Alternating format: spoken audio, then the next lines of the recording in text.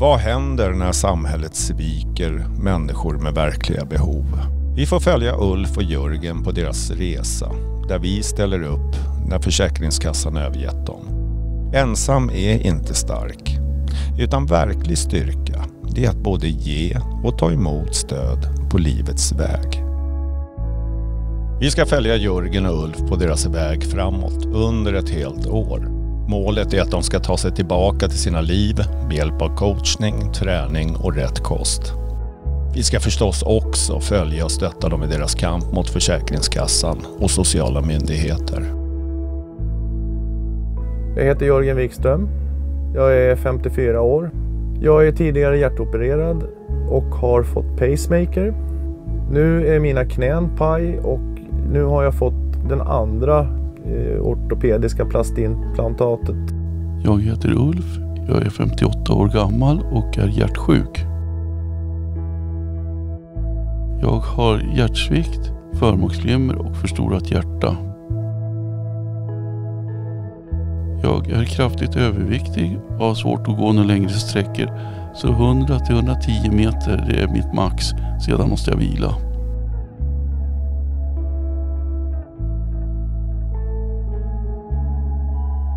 Men nu är det slut med det här. Nu måste jag göra någonting åt det och nu ska jag tillbaka till livet.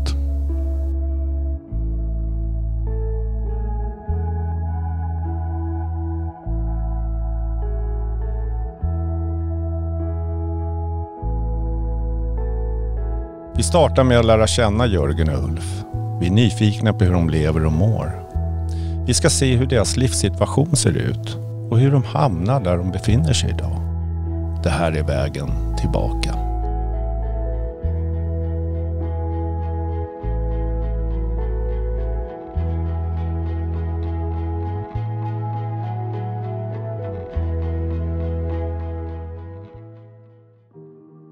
En av våra deltagare avled ganska tidigt i det här projektet. Våra deltagare fick genomgå läkarkontroller och vi har hela tiden haft ögonen på dem. Men det har också varit osäkert eftersom båda har haft sina åkommor. Men båda har också sagt att det är viktigt att dokumentera just utsattheten och samhället och belysa det här. Och att fortsätta projektet oavsett vad som händer. Och det är det vi gör. För det är alla vi som har ett ansvar för att se efter varandra och lyfta upp allt som är fel i ljuset. Och vi gör det här för våra deltagares skull och alla medmänniskor där ute. Så vi kör på. Jag heter Jörgen och jag är utförsäkrad av Försäkringskassan och jag bor i ett, jag kallar det för tillfälligt boende, men det är en sommarstuga på jul, kallar jag det för. Jag tycker ändå liksom att jag har då alla faciliteter runt omkring och det finns både duschar och den biten. Men man har blivit bortglömd av Försäkringskassan och den biten samt Arbetsförmedlingen. Jag jobbade då till ett stort företag som heter Skanska. Och det resulterade i att mina grabbar som jag basade, jag var bas för det bygget. De sprang om mig på bygget så att säga. Jag orkade inte bära lika mycket som dem. Alltså jag är mycket större och tyngre och jag ska ju prestera mycket mer. Men de sprang om mig på bygget. Då sa jag till dem att jag måste faktiskt, ursäkta, jag måste gå till min läkare och kolla upp det här. Och då visade det sig att jag hade fått hjärtsvikt. Och hjärtsvikten resulterade i, jag gjorde 3 operationer och den 4:e operationen så fick jag pacemaker och kom inte tillbaka till mitt arbetsområde så att säga. Så att, och idag så får jag inte jobba med el med tanke på att jag har pacemaker.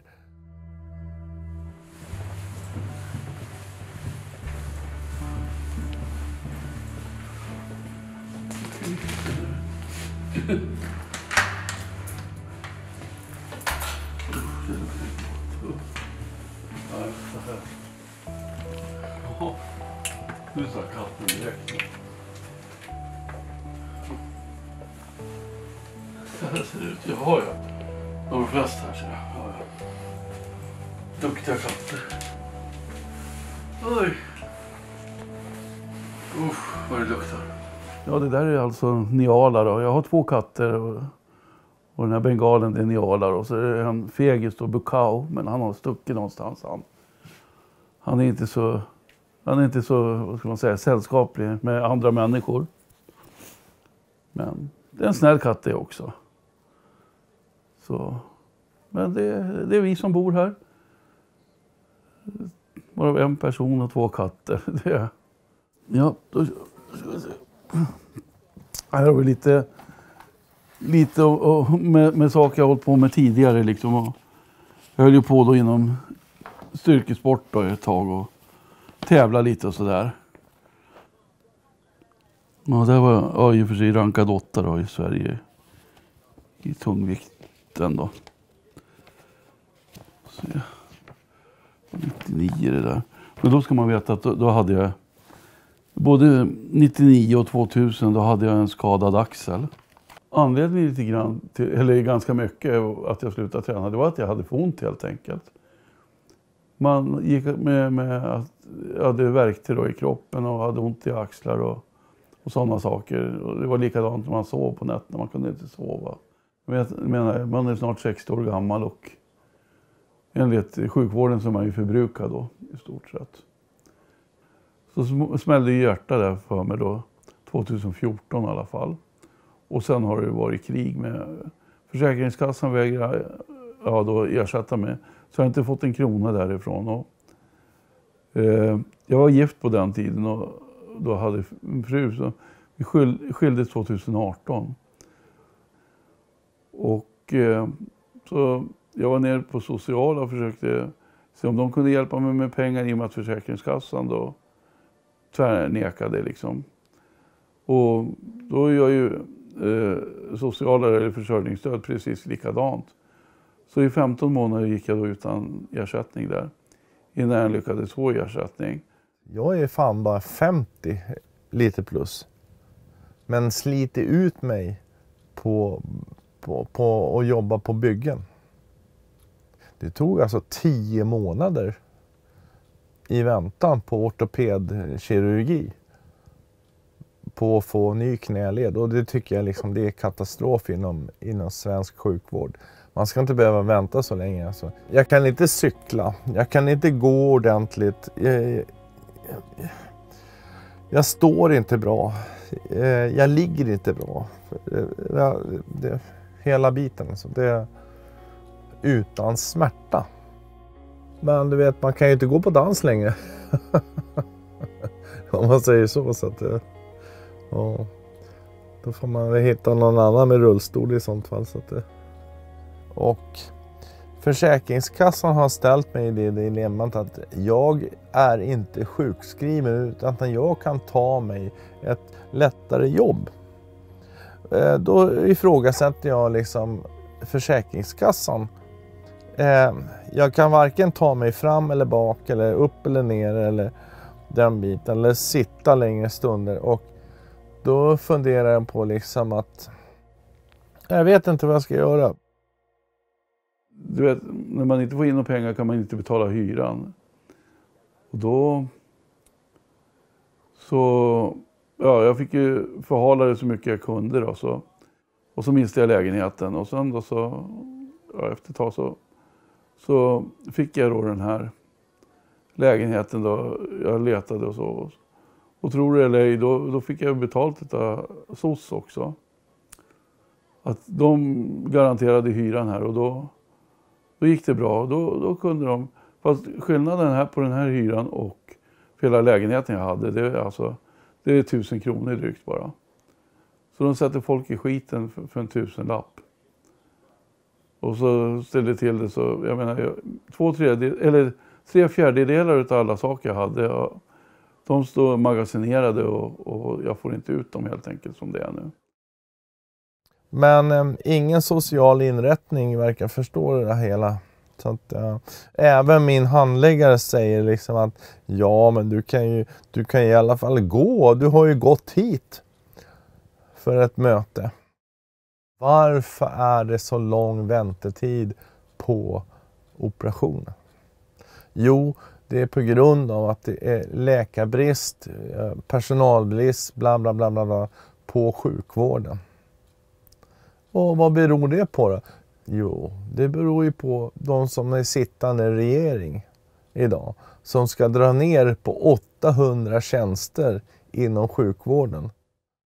Men ja, jag kämpar på och mina vänner frågar fortfarande, hur fan orkar du? Nej. Jag ska vara ärlig faktiskt, och med en tår i ögat. Jag mår fruktansvärt jävla dåligt. Jag får ingen hjälp ifrån socialtjänst med en riktig bostad. Visst, jag bor som jag bor och visst, det funkar, jag trivs. Hade jag inte trivts här så då hade det varit diket bakom liksom det, och den biten.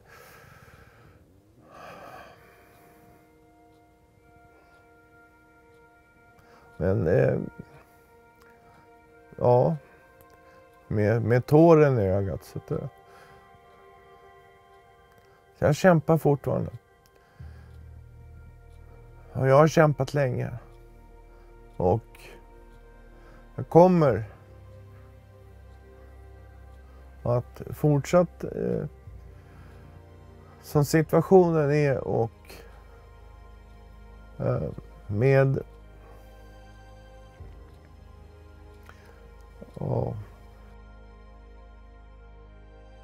Jag är ju som sagt sjukskriven hela tiden. Men Försäkringskassan och dess så kallade förtroendeläkare, de anser mig vara fullt arbetsför. Vilket jag definitivt inte är. Och jag menar, de vill inte heller träffa mig på något vis och förvissa sig själva liksom, om hur det egentligen är ställt med hälsan på mig. Så ja, där står vi idag. Ingen ersättning från dem whatsoever kommer nog inte hända heller. De kommer nog inte ge sig. Den största hjälpen jag har fått är ifrån kyrkan faktiskt. För att jag har varit där och hjälpt till. Men det resulterar liksom inte i ekonomi. Men däremot att man har mat i kylskåpet. Nu ska man inte klaga på socialtjänst här i den kommunen där jag bor. Men däremot tidigare socialtjänst där jag bodde.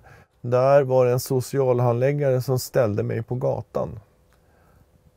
Och tyckte liksom att nu får du klara dig själv. Idag så är hon tyvärr ansvarig för enheten i den kommunen.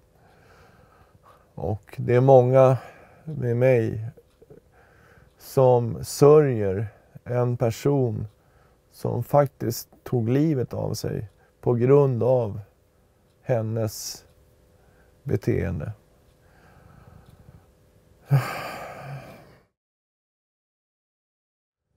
Man har inte gett upp. Och ger man upp, då är det fan, då är det diket utanför. Förut så bodde jag på nattbuss och nattåg. Och det var inte roligt. Alltså man åkte till Södertälje, sen tog man nattbussen från Södertälje till Vasagatan. Första tåget Märsta. Man blir uppgiven i alla fall. Uppgiven och övergiven blir man också. Jag menar, ändå har jag suttit och betalat in då arbetsgivaravgifter och allt det här som skulle kunna ha hjälpt mig. Men det är som bortblåst. Det går till andra som kanske inte ens har jobbat en dag här i det här landet. Och vad det så skulle bli? Nej, jag tror inte det. Det är väl likadant med pensionerna också. Jag menar, här har både socialdemokrater och man ser både röda och blåa blocket så att säga. Då tullar både här och där. Tag ur AP-fonder och dylikt. Jag menar, och sen då så undrar folk varför man får dålig pension. Ja, det är inte så svårförklarat egentligen.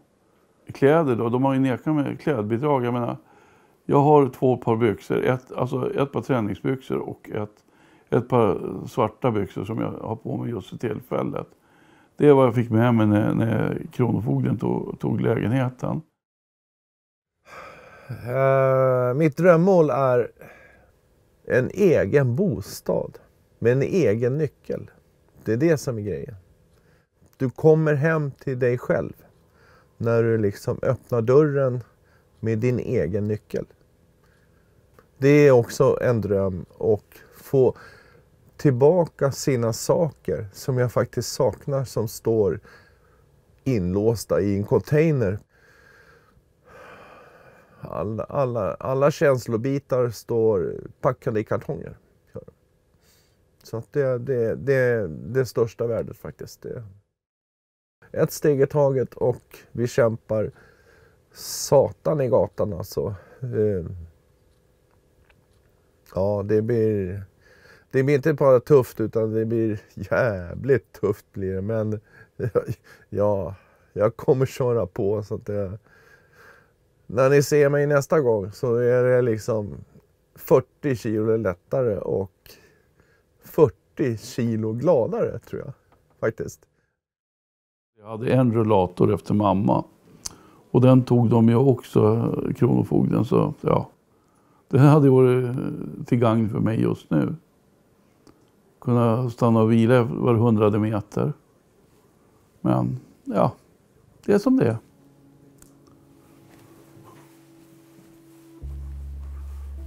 Men då skulle jag väl kanske vilja ha att det blev lite annorlunda, att man kunde kanske få lite mer hjälp från samhället.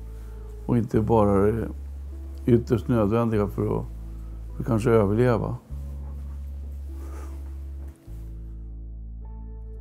När samhället sviker så har vi 2 val. Antingen så sköter vi oss själva och skiter i andra, precis som myndigheterna gör. Eller också tar vi och öppnar våra hjärtan. Därför har jag varit med och startat ett team för att hjälpa Ulf och Jörgen så de kommer tillbaka till sina unika liv. Så jag skulle vilja verkligen att du hjälper till och bidrar. Hjälper oss att hjälpa dem så att de har en chans på vägen tillbaka. I nästa avsnitt får vi en bild av Ulf och Jörgens begränsade vardag. Hur alldagliga sysslor är en enorm belastning för dem. Vi låter dem också träffa en läkare för att få en ordentlig medicinsk bedömning. Just nu har du att hjärtat går lite ojämnt. Och vi får oss ett sanningens ögonblick i nästa avsnitt av Vägen tillbaka.